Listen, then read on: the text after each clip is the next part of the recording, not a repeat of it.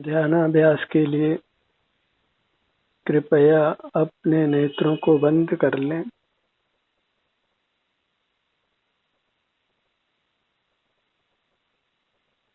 सुख अपना ही स्वरूप है,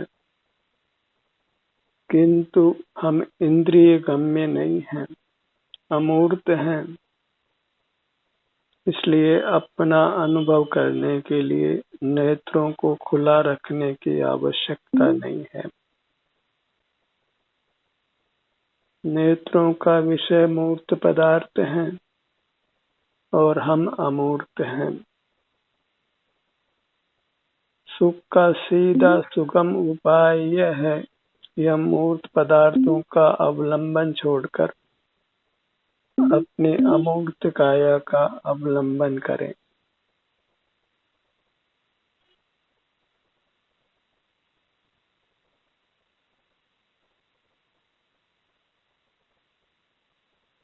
पर पदार्थों का आश्रय छोड़कर स्वयं अपना आश्रय करें। दुख निवृत्ति का और सुख प्राप्ति का इतना ही उपाय है। इंद्रियां पर को विषय करती हैं, इसलिए इंद्रियों को बंद रखना है। आप प्रत्यक्ष अनुभवगम्य है, उसके लिए किसी इंद्रिय की आवश्यकता नहीं है। कुछ विचार की भी आवश्यकता नहीं है, कुछ स्मरण करने की आवश्यकता नहीं है। सीधे अपने से जुड़ जाना है। बाह्य पदार्थों को विषय नहीं बनाते हैं तो स्वतः ही हमारी अंतर्दृष्टि हो जाती है। हम अपने से युक्त हो जाते हैं और अपने से युक्त होते हैं तो फिर हमें अपनी शांति, अपना सुख अनुभव में आने लगता है और हमारे कदम मुक्ति की ओर बढ़ जाते हैं। अपना एहसास करने के लिए आवश्यक है कि हम अपना एहसास करने के लिए समय निकालें। हमारा समय बाह्य पदार्थों से युक्त रहने में, उनको देखने जानने में, उनमें कुछ करने में लगता है तो फिर हम अपने स्वयं का एहसास नहीं कर पाते। काम एक ही कर सकते हैं, या तो पर पदार्थों को विषय बनाकर उनमें कुछ करें या फिर हम अपना ही एहसास करें। क्योंकि बाह्य पदार्थों का अवलंबन बहिर्मुखता में होता है और अपना एहसास अंतर्मुखता में होता है, और हम एक ही समय में बहिर्मुख और अंतर्मुख दोनों नहीं हो सकते हैं।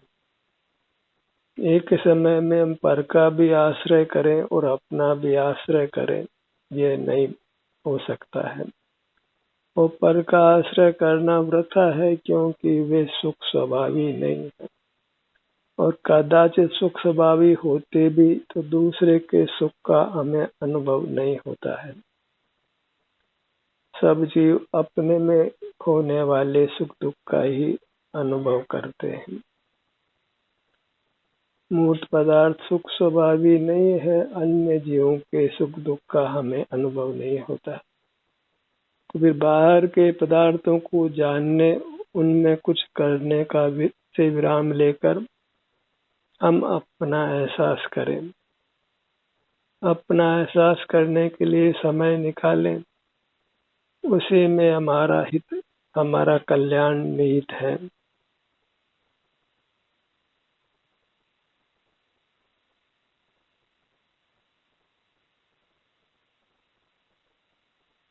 और हमारा कर्तव्य अपने को सुखी बनाना है,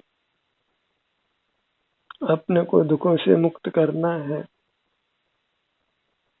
और उसके लिए हमें अपने से युक्त रहने के लिए समय निकालना है।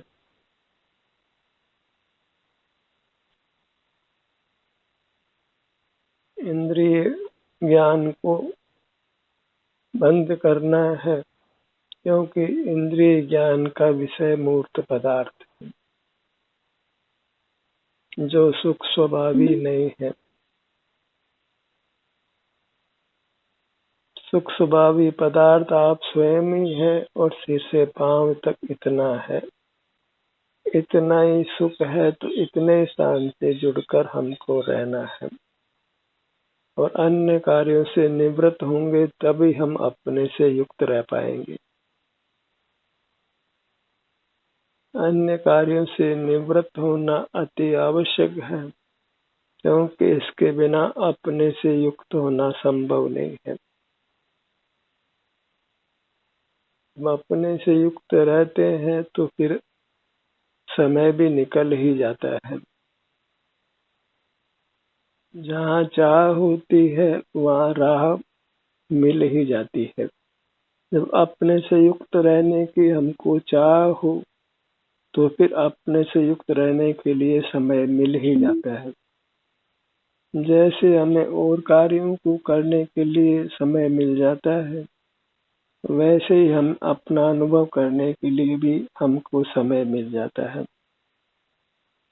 और अपने से युक्त रहने में तो सबसे अधिक सुविधा है क्योंकि न उसके लिए हमें न इंद्रियों की आवश्यकता होती है न किसी बाह्य पदार्थ की आवश्यकता होती, न कहीं जाना होता है, कोई बाह्य सामग्री जुटानी नहीं पड़ती है।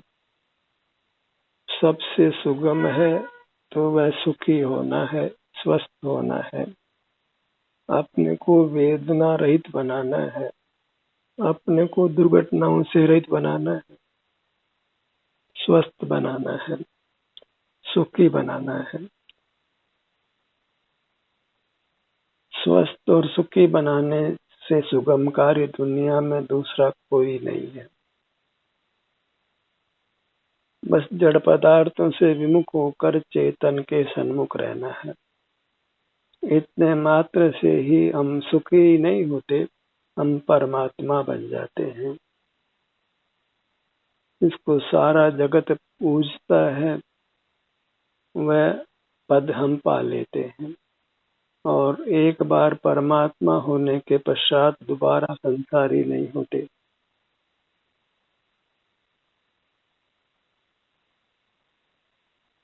सबसे सुगम काम ही सबसे अधिक दुष्कर हो रहा है।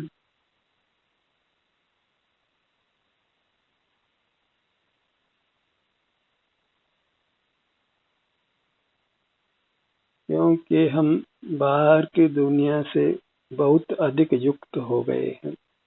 बाहर में सुख की कल्पना हमने की है और अपने आप को बाहर ही हम अति व्यस्त रखते हैं। स्वयं अपने लिए ही हमारे लिए समय नहीं होता।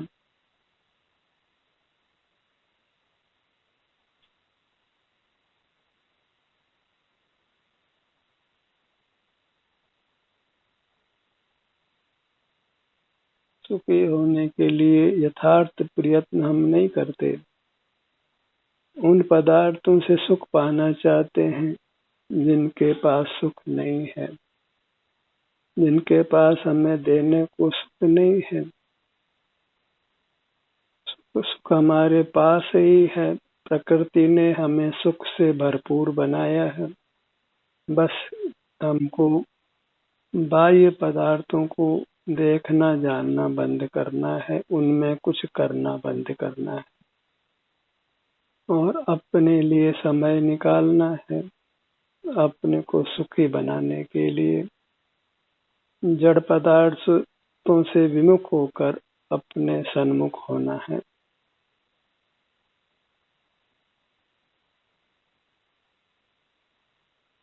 अपने विस्तार को लक्ष्य में लीजिए और लक्ष्य में रखिए।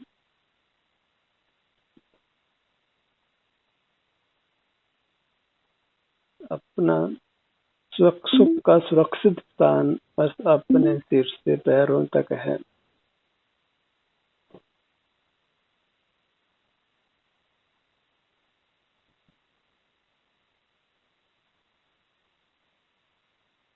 परमात्मा को कहीं बाहर तलाश नहीं करना है क्योंकि जीव स्वयं ही परमात्मा होने योग्य है।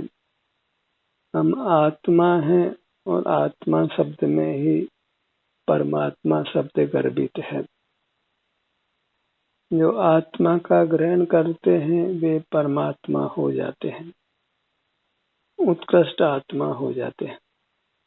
परम अर्थात उत्कृष्ट, जो कर्म के संधि को मिटा देता है अपने से युक्त रहकर, वही उत्कृष्ट आत्मा अर्थात परमात्मा हो जाता है। जो संसारी जीव हैं वे ही अपने से युक्त होकर परमात्मा होते हैं।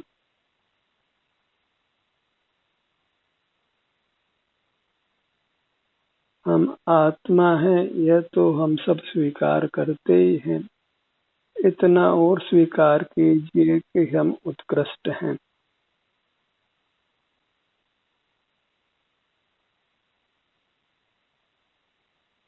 यहाँ अपने को उत्कृष्ट स्वीकार करते हैं तो फिर हम अपने सन्मुख होते हैं और वास्तव में उत्कृष्ट हो जाते हैं। अपने को श्रेष्ठ स्वीकार करने मात्र से ही हम श्रेष्ठ हो जाते हैं। अपने को पामर नहीं माने, हीन नहीं माने, उत्कृष्ट स्वीकार करें। बाह्य जगत से निरपेक्ष हमारे में सुपीरियरिटी कॉम्प्लेक्स होना चाहिए। इन्फीरियरिटी कॉम्प्लेक्स हमको मारता है, जीवित ही मारता है। जो भी सुपीरियर होते हैं वे अपने को सुपीरियर मानकर ही होते हैं। इन्फीरियर मानकर कोई सुपीरियर नहीं बनता।